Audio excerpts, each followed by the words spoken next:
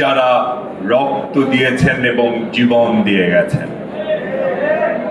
তাদের স্মৃতির প্রতি গভীর শ্রদ্ধা জানাচ্ছি এবং তাদের রক্ত দিয়ে যে পথ চিহ্নিত করে গেছেন তারা, সে পথে ইনশাআল্লাহ জাতীয়তাবাদী ছাত্র দল সামনের দিকে হাঁটবে।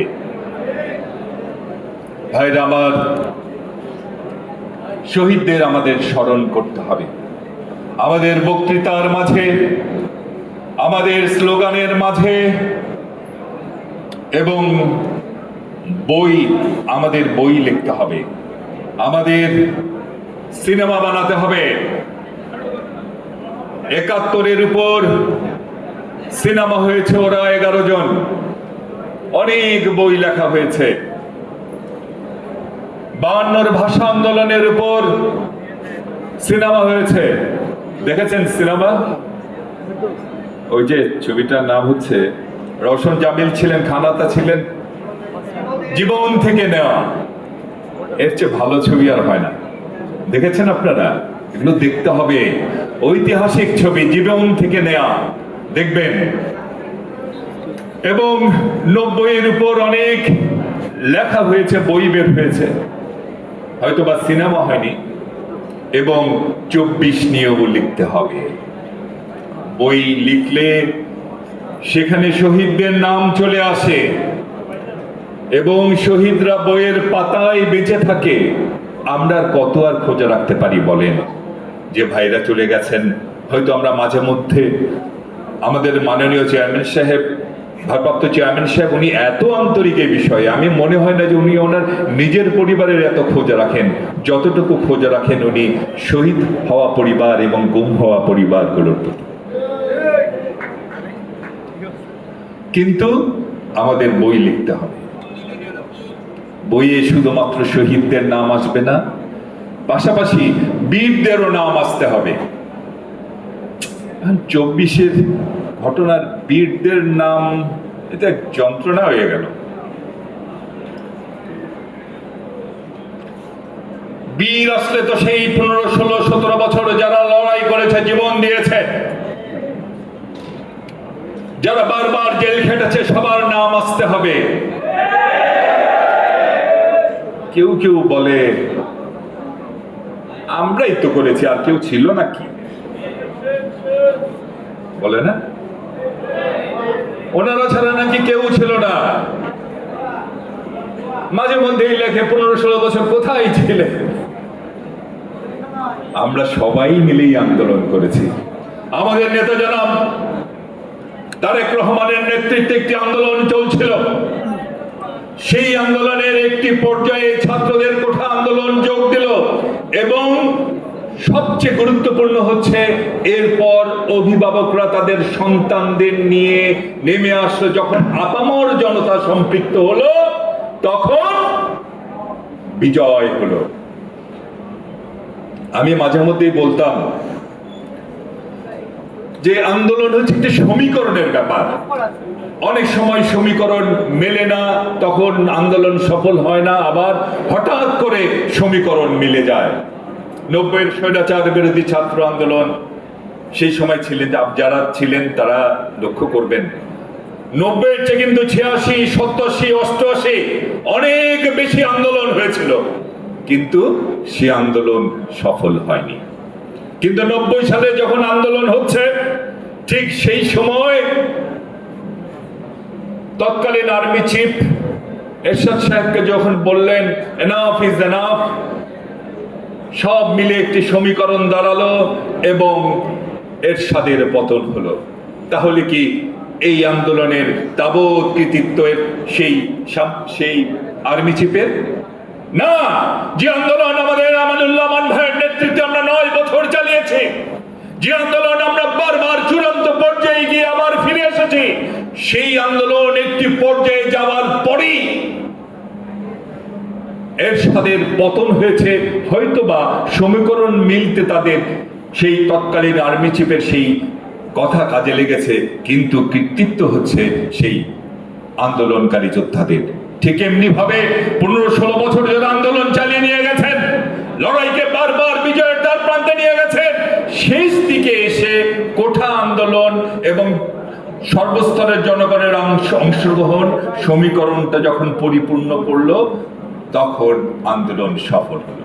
এর অর্থ কি এই সেই কিছু সংখ্যক ছাত্র যারা আন্দোলনে পরে যোগ দিল তারাই বিজয় ছিনিয়ে এনেছে? না, সব মিলিয়ে একটি বিজয় অর্জিত হয়েছে সবার। ওদের কথাবার্তা শুনলে মনে হয়তো ওরা ছাড়া আর কেউ কিছু করে না। একটা আছে না, রথযাত্রা লোকারণ্য মহা ধুমধাম, ভক্তগণ লুটায়ে পায়ে পথে করিছে প্রণাম। পদ ভাবে আমি দেব, রথ ভাবে আমি, মূর্তি ভাবে আমি দেব, হাসে অন্তর্যামী।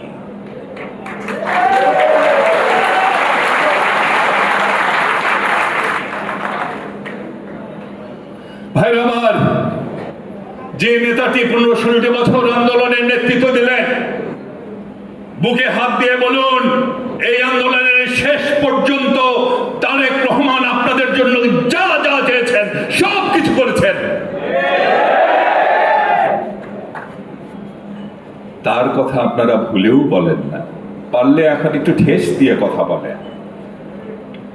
ওই একটা কথা আছে না, যার দৌলতে তুমি রামের মা, তারই কথা তুমি খেয়াল করো না। যার বদৌলতে তুমি রামের মা, যার দৌলতে তুমি রামের মা, তার কথা তুমি মনে রাখো না। ভাইরা আমার, ওনারা আমরা যে এই যে সংগ্রামের পর আমরা একটি নির্বাচন চেয়েছিলাম। আমাদের নেতা মির্জা ফখরুল ইসলাম আলমগীর সাহেব বারবার বলেছেন নির্বাচনের কথা। আমরা নাকি নির্বাচন চাইতে পারবো না। কেন? আমরা কি চাইব? একজন কৃষক তার কৃষি পণ্যের ন্যায্য মূল্য চাবে, এটাই স্বাভাবিক। একজন শ্রমিক তার শ্রমের ন্যায্য মূল্য চাবে, এটাই স্বাভাবিক। একজন নারী তার জীবনের নিরাপত্তা চাবে, সেটাই স্বাভাবিক। একজন শিক্ষক তার প্রাপ্ত সম্মান চাবে, সেটাই স্বাভাবিক। আর একজন পলিটিশিয়ান তিনি কি চাইবেন? তিনি কি চাইবেন? ভোট চাইবেন না? ভোট চাওয়া যাবে না। ভোট চাইলে নাকি আমরা ক্ষমতায় যেতে চাই। আরে বাবা, বিএনপি যদি ক্ষমতায় যেতে চাইতো, ক্ষমতায় যদি বিএনপির মুখ্য ছিল 11-এর পর ওই ফখরুদ্দিন, ওই আলু খাওয়া সেনাপতি মঈনুদ্দিন, এরা তো বেগম খালেদা জিয়ার কাছে, আমাদের নেত্রীর কাছে লোক পাঠিয়েছিলেন, পাঠিয়ে বলেছিলেন আপনাকে ক্ষমতায় বসাবো, শুধুমাত্র আমাদের সবকিছু মাফ করে দেবেন, বিনিময়ে আপনার 2 সন্তানকে অক্ষত অবস্থায় আপনার কাছে ফিরে দেব, আপনি শুধু হা বলেন। বেগম খালেদা জিয়াকে সেদিন প্রধানমন্ত্রী হতে পারতেন না? বেগম খালেদা জিয়া সেদিন বলেছিলেন জনগণের সমর্থনহীন ক্ষমতা, জনগণের ভোট ছাড়া ক্ষমতা বিএনপি হারাম মনে করে, হারাম মনে করে। যদি তোমরা আমার 2 সন্তানকে হত্যা করতে চাও, তোমরা হত্যা করতে পারো। বাংলার 16 কোটি মানুষের মাঝে আমি আমার 2 সন্তানকে খুঁজে ফিরবো, তাও জনগণের ভোট ছাড়া ক্ষমতায় যাওয়া তা বিএনপি কখনোই সাপোর্ট করে না। আর এক নেতৃত্ব হাতে মেহেদি মেখে লাফাইতে বিদেশ চলে গেলেন, হা বলে আবার এসে প্রধানমন্ত্রী হলেন। আমরা যদি ক্ষমতালোভী হতাম, সেদিনই তো আমরা ক্ষমতা নিতে পারতাম।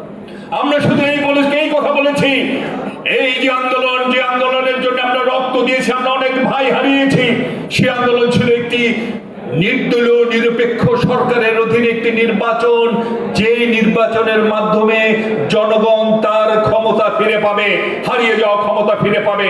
সেই নির্বাচন দিন, সেই নির্বাচনের ব্যবস্থা করুন। জনগণ যদি আমাদের ভোট দেয়, ভালো কথা বলেন, গুড। জনগণের ভোট নিয়ে আমরা জনগণের সেবক হিসেবে কাজ করব। জনগণ যদি অন্য কাউকে ভোট দেয়, আমরা তার সাথে থেকে জনগণের দাবি বাস্তবায়ন। এই যে কটা ছেলে হয়েছে, কি নাম, নতুন একটা পার্টি হয়েছে এনসিপি।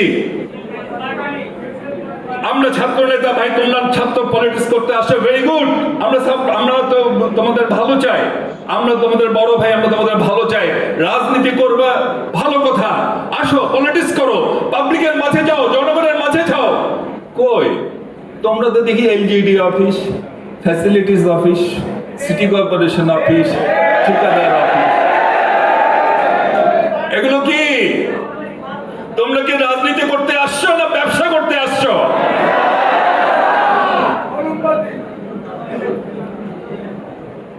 ভাইরা আমার, কথা নেই বার্তা নেই, আমাদের ভারপ্রাপ্ত চেয়ারম্যান সাহেবের নামে উল্টো পাল্টা কথা।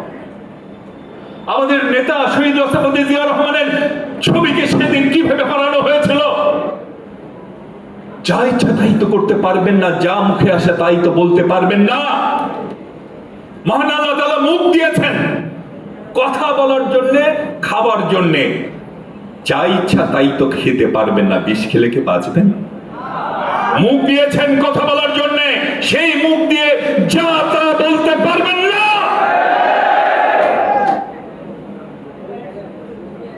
ভাইরা আমার,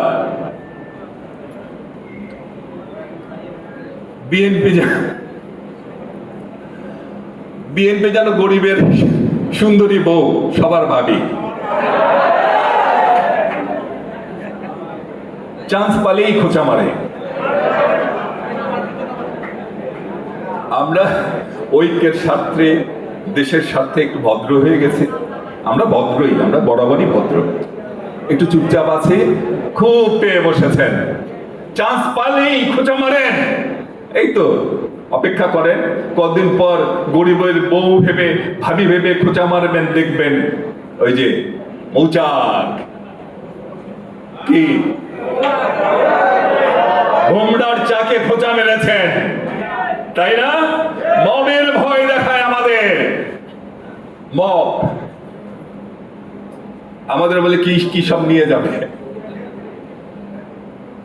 মবের ভয় দেখায়। মব মানে জনতা, উচ্ছৃঙ্খল জনতা, আবার মব মানে জনতাও। আমাদের জন্য মবের ভয় দেখা। আরে ভাই, আমরা তো মব গায়ে দেই, আমরা মব মাথায় দেই, আমরা মব নিয়ে ঘুমাই, আমরা মব নিয়ে উঠি।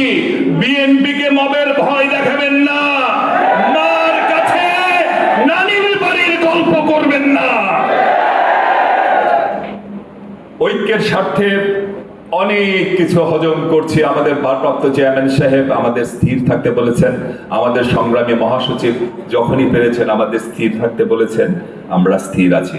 আমরা এখনো মনে করি আমাদের সবাই এক থাকা উচিত। গোপালগঞ্জে যে ঘটনা ঘটেছে, ঘটনার 2 ঘন্টার মধ্যে আমাদের মহাসচিব সাহেব বিবৃতি দিয়েছেন। যদিও মোশাররফ যে কথাটি বলেছে, আমাদের মধ্যেও কিন্তু একটু খেলাধুলা করছে মাথার মধ্যে। আরে বাবা, এত বড় একটা ঘটনা হলো, তারপর তাদের বক্তব্য হচ্ছে কি, যারা এই ধরনের পরিস্থিতি মোকাবেলা করতে পারেন না, তারা নির্বাচন করবেন কিভাবে? তার মানে কি বিষয়টি এই দাঁড়ায় না যে এই সরকার নির্বাচন করতে পারবে না, এই কথা বলার জন্যই সেইখানে তারা অযথা অকারণে গিয়ে একটা পরিস্থিতির সৃষ্টি করলো।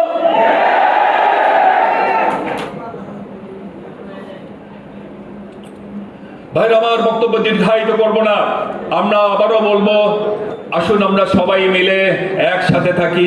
আর যদি গোপালগঞ্জের ঘটনাটি সত্যি সত্যি একটি ঘটনা হয়ে থাকে, আমরা সেই ঘটনার তীব্র ভাষায় প্রতিবাদ জানাচ্ছি এবং এই সরকারকে বলছি, হাসিনা চলে গেছেন, সাথে তো গোপালগঞ্জকে সাথে করে নিয়ে যান নাই। গোপালগঞ্জ এইখানেই আছে। ওই স্বৈরাচারের দোসররা এখনো কিভাবে তৎপরতা চালায় আপনাদের কাছে আমরাও জানতে চাই। যদি আপনারা না পারেন, আমাদের বলে দিন, 1 মাস সময় নিয়ে গোপালগঞ্জে যাব। স্বৈরাচারের যে এখনো চিহ্ন বাংলাদেশের মাটিতে আছে, তা মাটির সাথে মুছে দেব আমরা। ঠিক আছে, যাবেন? কিন্তু গোপালগঞ্জে আছে না? হ্যাঁ,